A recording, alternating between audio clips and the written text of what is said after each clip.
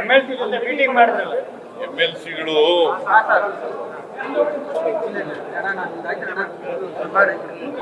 Meeting ಅನ್ನ ಕರೆದಿತ್ತು. ಹಿಂದೆ ಎಲ್ಲ ಜಿಲ್ಲೆಗಳ MLAಗಳನ್ನು ಕೂಡ ಮೀಟಿಂಗ್ ಮಾಡಿದ್ದೆ. ನಾಳೆ ಬೆಳಿಗ್ಗೆ ಬೆಂಗಳೂರು ಸಿಟಿ MLAಗಳಿಗೂ ಮೀಟಿಂಗ್ ಮಾಡ್ತಾ ಇದ್ದೀನಿ. ನಾನು ಬಜೆಟ್ನಲ್ಲಿ MLAಗಳಿಗೆ ಕೊಡಲಿಕ್ಕೆ ಅವರ ಕ್ಷೇತ್ರದ ಅಭಿವೃದ್ಧಿ ಮಾಡಲಿಕ್ಕೆ 8,000 ಕೋಟಿ ರೂಪಾಯಿಗಳನ್ನು ಬಜೆಟ್ನಲ್ಲಿ ಇಟ್ಟಿದ್ದಾರೆ. MLCಗಳು ಕೂಡ ನಮಗೂ ಕೂಡ ಅನುದಾನ ಕೊಡಬೇಕು ಅಂತೇಳಿ ಒತ್ತಾಯ ಮಾಡಿದ್ದಾರೆ.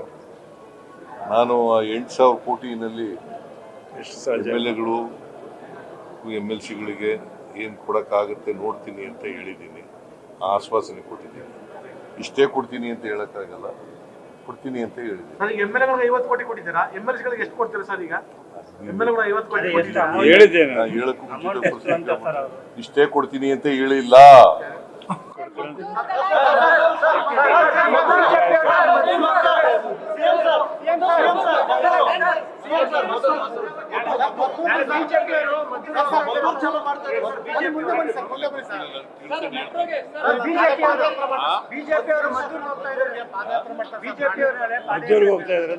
ಹೋಗ್ಲಿ ಪಾಪ. ಈಗ ಶಾಂತಿ ಕದಡದೆ ಅವರ ಉದ್ದೇಶ, ಶಾಂತಿ ಕದಡದೆ ಅವರ ಉದ್ದೇಶ. ಈಗ ಮೈಸೂರಿನಲ್ಲಿ ಚಾಮುಂಡಿ ಬೆಟ್ಟ ಚಲೋ ಅಂತ ಮಾಡಿದ್ರು. RSSನವರು ಬೇರೆಯವ್ರ ಕಡೆಯಿಂದೆಲ್ಲ ಬಂದಿದ್ದಾರೆ. ಶಿವಮೊಗ್ಗದವರು, ಚಿಕ್ಕಮಗಳೂರವರು, ಕೊಡಗಿನವರು, ಚಾಮರಾಜನಗರದವರು, ಮಂಡ್ಯ, ಇವೆಲ್ಲ ಬಂದು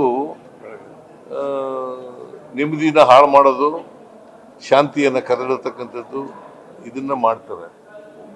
ಅದಕ್ಕೆ ಚಾಮುಂಡಿ ಬೆಟ್ಟಕ್ಕೆ ಹೋಗ್ಲಿಕ್ಕೆ ನಮ್ಮ ಪೊಲೀಸ್ನವರು ಬಿಟ್ಟಿಲ್ಲ.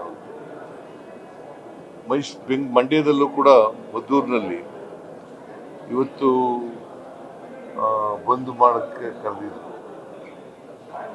ಈಗ ನಾವು ಅವ್ರು ಹೇಳೋಕ್ಕೂ ಮುಂಚಿತವಾಗಿ 21 ಜನಕ್ಕೆ ಅರೆಸ್ಟ್ ಮಾಡಿದ್ದೀವಿ. ಕಾನೂನು ರೀತಿಯ ಕ್ರಮ ತಗೋತೀವಿ.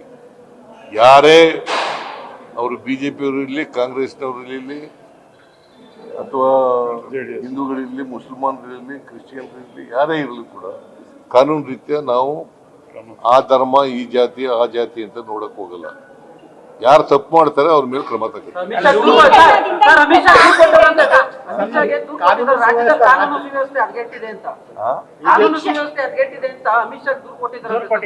ಯಾರು ರಾಜ್ಯ ಬಿಜೆಪಿ ನಾಯಕರು ಅಶೋಕ್ ವಿಜಯೇಂದ್ರ ಸಚಿವ ಅಮಿತ್ ಶಾ ಅವರಿಗೆ ದೂರು ಕೊಟ್ಟಿದ್ದಾರೆ. ಕಾನೂನಿನ ಸುವ್ಯವಸ್ಥೆ ಕಾಪಾಡೋದು ರಾಜಕೀಯ. ಕೇಂದ್ರದಲ್ಲಿ ಚಳುವಳಿ, ರೈತರ ಚಳುವಳಿ ನಡೀತಲ್ಲ, ಎಷ್ಟೋ ಜನ ಸತ್ತರಲ್ಲ, ಎಲ್ಲೋಗಿದ್ರು. ಈಗ ಮಣಿಪುರದಲ್ಲಿ ನಡೀತಲ್ಲ, ಯಾಕೆ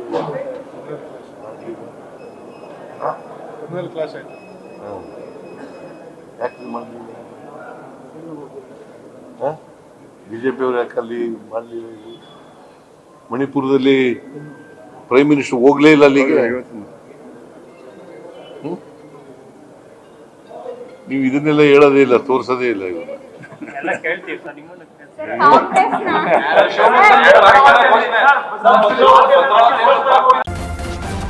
ನ್ಯೂಸ್ ಫಸ್ಟ್, ನಿರ್ಭೀತಿಯಿಂದ ನಿಮ್ಮ ಪರವಾಗಿ.